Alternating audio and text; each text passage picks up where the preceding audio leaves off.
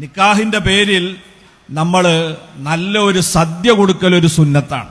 നബി സല്ലല്ലാഹു അലൈഹി വസല്ലം നിങ്ങൾ പറഞ്ഞത് നിങ്ങൾ ഒരാടിനെങ്കിലും അറുത്തുകൊണ്ട് സദ്യ കൊടുക്കണമെന്നാണ്.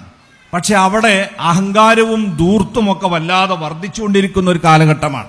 നമ്മളൊരു സമൂഹം എന്ന നിലക്ക് എല്ലാവർക്കും ചെയ്യാൻ പറ്റുന്ന ഒരു രീതി അവിടെ സ്വീകരിക്കലാണ് നമ്മുടെ മാന്യത. ചില ആളുകൾ നല്ല സാമ്പത്തിക ശേഷിയുള്ളവരുണ്ടാവും. അവരെ കല്യാണത്തിന് ആട് ബിരിയാണിയും അതുപോലെ തന്നെ കൊഞ്ചൻ ബിരിയാണിയും പോത്ത് ബിരിയാണിയും അതിന്റെ പുറമെ അവര് പത്തിരിയും നെയ്ച്ചോറും പല ജാതി വിഭവങ്ങളും ഉണ്ടാക്കിയാൽ അത് കഴിഞ്ഞ് തൊട്ടടുത്ത ദിവസം പാവപ്പെട്ടവന്റെ കല്യാണം അതേ മഹല്ലത്തിലുണ്ടാവും.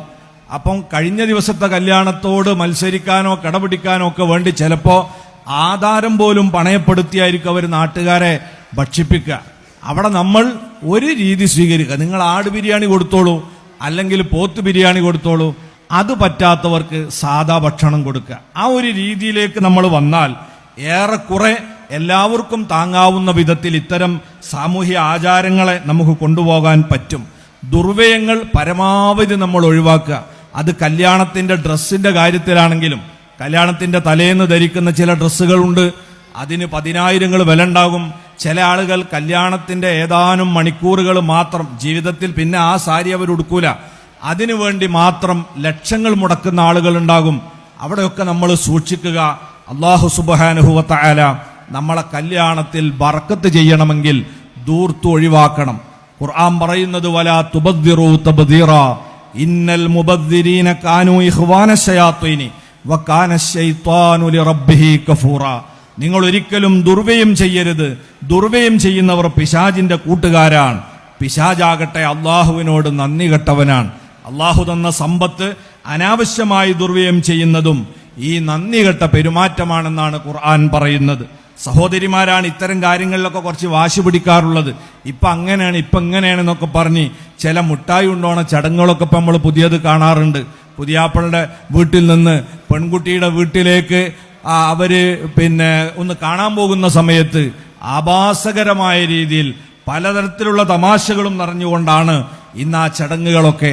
അത്തരത്തിലുള്ള ദുർവ്യയങ്ങളും അഹങ്കാരത്തിന്റെ പ്രവർത്തനങ്ങളൊക്കെ നമ്മൾ ഒഴിവാക്കി വേണം മുന്നോട്ട് പോകാൻ.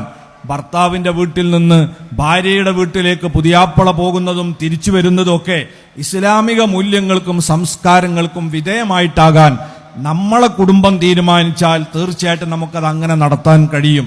പലയിടത്തും പലതരത്തിലുള്ള കോമാളിത്തരങ്ങളാണ്. ഈയിടെ ഒരു വിവാഹത്തിന്റെ ചടങ്ങിലേക്ക് പുതിയാപ്പളുടെ വീട്ടിൽ നിന്ന് ആളുകൾ വരിക, നല്ല വാഹനത്തിലൊക്കെ വന്ന്, അലങ്കരിച്ച വാഹനത്തിലൊക്കെ വന്ന് ഇങ്ങനെ അവർ നിർത്തിയിട്ട് അവസാനം എല്ലാവരും ഇറങ്ങി 2 സൊഫായി നിന്ന്. അതൊക്കെ കണ്ടപ്പോൾ നല്ലൊരു അച്ചടക്കം തോന്നി. എന്നാൽ പിന്നെ മുന്നിൽ ഒരു ബാനർ പ്രത്യക്ഷപ്പെട്ടു.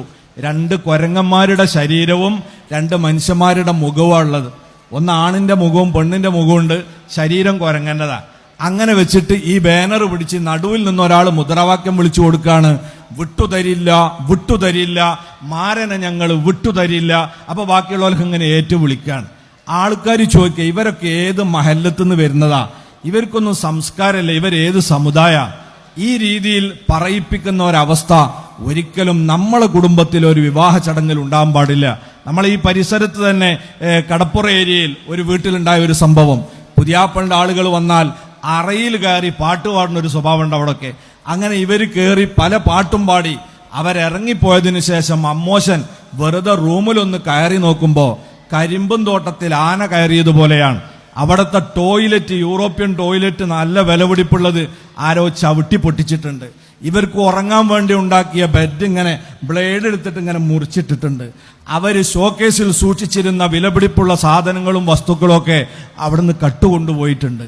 ധീരനായ ആ അമ്മോശൻ അവിടുന്ന് ഒരു തീരുമാനം എടുത്തു, ഞാൻ എൻ്റെ മകളെ തൽക്കാലം അവന്റെ കൂടെ പറഞ്ഞേക്കണില്ല. കല്യാണത്തിന്റെ അന്നേ പുതിയാപ്പള വന്നു പോയതിനു ശേഷമാണ് ഇദ്ദേഹം തീരുമാനം എടുക്കുന്നത്.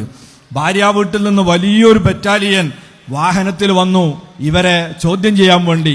ഈ അമ്മോശൻ ഈ അറയിലേക്ക് കൊണ്ടുപോയി കാണിച്ചു കൊടുത്തു, നിങ്ങളുടെ മകന്റെ കൂടെ വന്ന കശ്മലന്മാർ കാട്ടിക്കൂട്ടിയ പേക്കൂത്തുകളാണിത്. ഈ രീതിയിലുള്ള സ്വഭാവവും സംസ്കാരമുള്ളവന്റെ കൂടെ ഞാൻ എങ്ങനെ എൻ്റെ മകളെ പറഞ്ഞേക്കുമെന്ന ചോദ്യത്തിന് അവർക്ക് മറുപടി ഉണ്ടായിരുന്നില്ല.